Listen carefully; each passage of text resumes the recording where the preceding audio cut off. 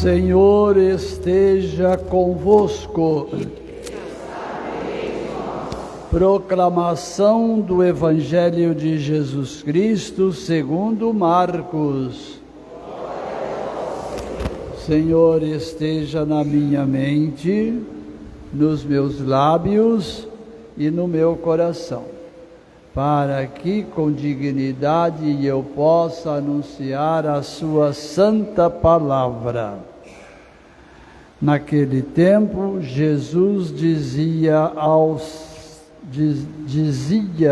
no seu ensinamento a uma grande multidão: tomai cuidado com os doutores da lei. Eles gostam de andar com roupas vistosas, de ser cumprimentados nas praças públicas, gostam das primeiras cadeiras nas sinagogas e dos melhores lugares nos banquetes. Eles devoram as casas das viúvas, fingindo fazer longas orações. Por isso eles receberão a pior recompensa. Jesus estava sentado no templo, diante do cofre das esmolas, e observava como a multidão depositava as suas moedas no cofre. Muitos ricos depositavam grandes quantias. Então chegou uma pobre viúva que deu 2 pequenas moedas que não valiam quase nada. Jesus chamou os discípulos e disse: em verdade vos digo, esta pobre viúva deu mais do que todos os outros que ofereceram esmolas. Todos deram do que tinham de sobra, enquanto ela, na sua pobreza, ofereceu tudo aquilo que possuía para viver. Palavra da salvação.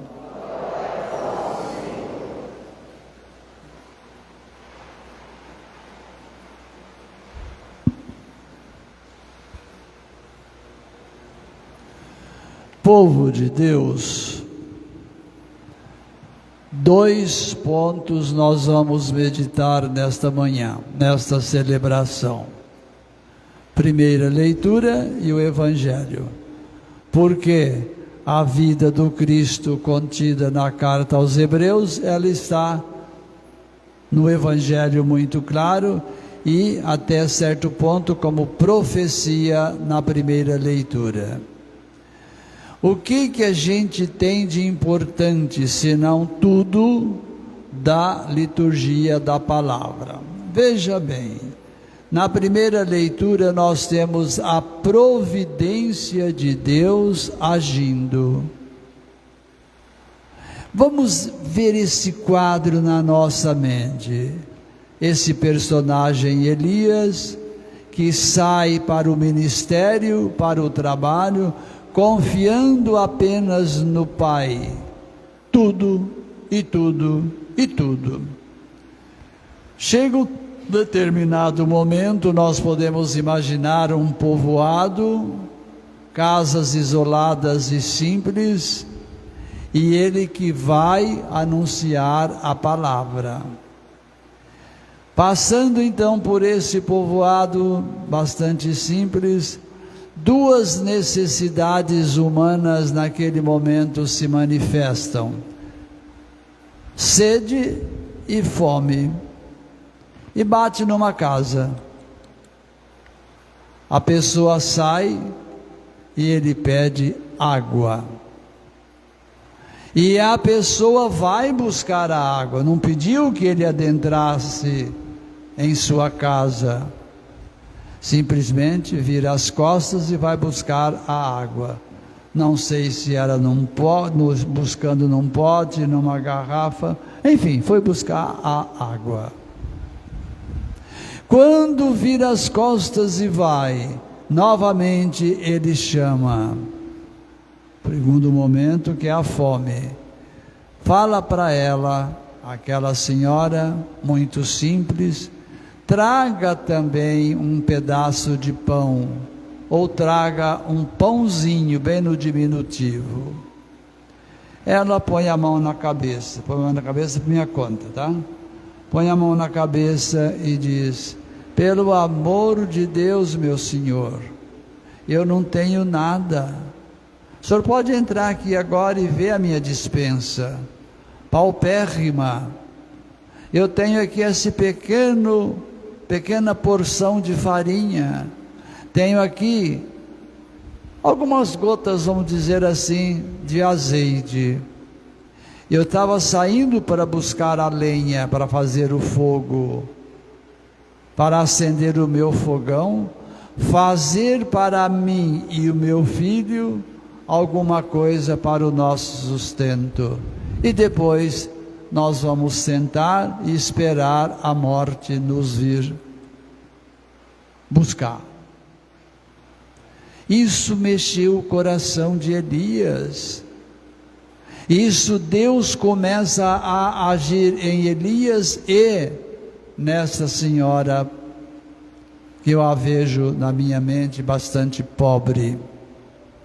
Mas ele, agindo com a confiança em Deus, fala para ela: vai, prepara a farinha que está na sua lata, no seu saquinho, no seu saco, não sei onde que estava, vamos pensar que estivesse numa lata, assim como o azeite que está naquele vidro, naquela garrafa, não vai secar, não vai terminar. E ela, confiante, portanto com fé, e começa a preparar aquilo que ele tinha pedido. Depois sentam, degustam aquele prato preparado com muito carinho, com muito amor e com muita fartura. E nós vimos que o texto diz que enquanto não chegou a chuva, a farinha e o azeite não secou ou não secaram na despensa. Minha gente, o que é isso senão a providência de Deus? Eu tenho certeza que todos nós já experimentamos a experiência de Deus. Não digo desta forma, de outra maneira, de outro jeito. E é para que nós possamos parar e ver essa bondade, essa misericórdia de Deus. Essa bondade de Deus. Então, eu proponho para mim, junto com vocês, que nessa semana saibamos meditar naquilo que nós temos na nossa mesa. No café da manhã, no almoço, quem sabe na merenda, quem sabe no jantar, e ver ali a misericórdia, a bondade de Deus. E também vamos pensar naqueles que nada têm, mas que a gente pode ou possa ajudá-los, de um jeito ou de outro, de uma forma ou de outra. Então essa é a proposta que eu tenho para mim, e divido com vocês, para que nessa semana a gente possa experienciar a providência de Deus, como Ele sempre está e nunca deixa faltar. Vamos ao segundo momento, que é o Evangelho. O que a gente viu aqui? O Cristo que adentra numa celebração própria daquela caminhada dele. E ele que senta, participando como os demais, mas com uma observação diferente. Na procissão do ofertório, linguagem nossa, o povo levanta e começa a colocar no cofre, começa a colocar na sacola, no tempo presente, as suas contribuições. Ele vê que alguém de grandes posses coloca grandes posses, mas é a sobra, o resto ou o restante daquilo que ele tem. No caminhar, levanta lá da assembleia uma senhora também, de poder aquisitivo elementar, e vai e coloca as moedas, fazendo barulho no fundo do cofre. O texto diz 2 moedas de não grande valor, mas ela que coloca, e o Cristo que olha. Os 2 gestos daquele que possui e daquele que possui, mas possui com mais dificuldade. Terminado tudo isso, Jesus não perde tempo, sentou com os discípulos e apóstolos e começou a conversar. Abre o cofre, abre o gasofilácio, vamos ver o que tem aí dentro. E ele viu que tinha grandes porções, sim, e viu que tinha pequena porção. E ele está valorizando a pequena porção, representada, simbolizada naquelas moedas. Partilha com os discípulos. Aqui está o maior valor. Por quê? Porque esta pessoa não deu o restante, não deu o resto, não deu a sobra, mas deu aquilo que ela possuía. E Jesus valorizou isso daqui. Nós conhecemos aquela frase, né, que nós falamos isso várias vezes. O pouco com Deus. Vocês concluem. Está aí uma das provas, o pouco com Deus. Então eu proponho para essa semana, já falei a primeira parte dos primeiro livro dos Reis, a partilha simbolizada e representada na farinha e no azeite. E proponho também que nós saibamos valorizar o pouco ou o muito que nós temos, na mesa que eu já trouxe para nós da primeira parte. E aí a gente vai ver quanta riqueza nós temos. Repito, quanta riqueza nós temos. Eu acredito que todos nós aqui podemos ou possamos ter no mínimo 3 refeições: café da manhã, almoço e janta. Eu sei que vocês estão pensando na casa de vocês. Eu sei que vocês já chegaram lá na geladeira.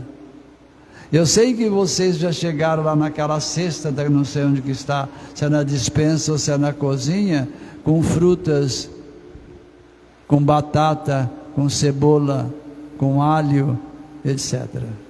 Porque eu cheguei na minha casa também, por isso que eu estou falando com vocês. Não estou falando com vocês, não estou falando para vocês, estou falando com vocês, porque eu estou falando para mim. Nós vamos parar mais um bocadinho em silêncio. Se vocês quiserem fazer mais e pintar mais algum quadro, pintem, mas vamos ficar com esses 2. A mulher que não tinha nada e teve tudo, o Cristo que valorizou o pouco e o muito que nós temos.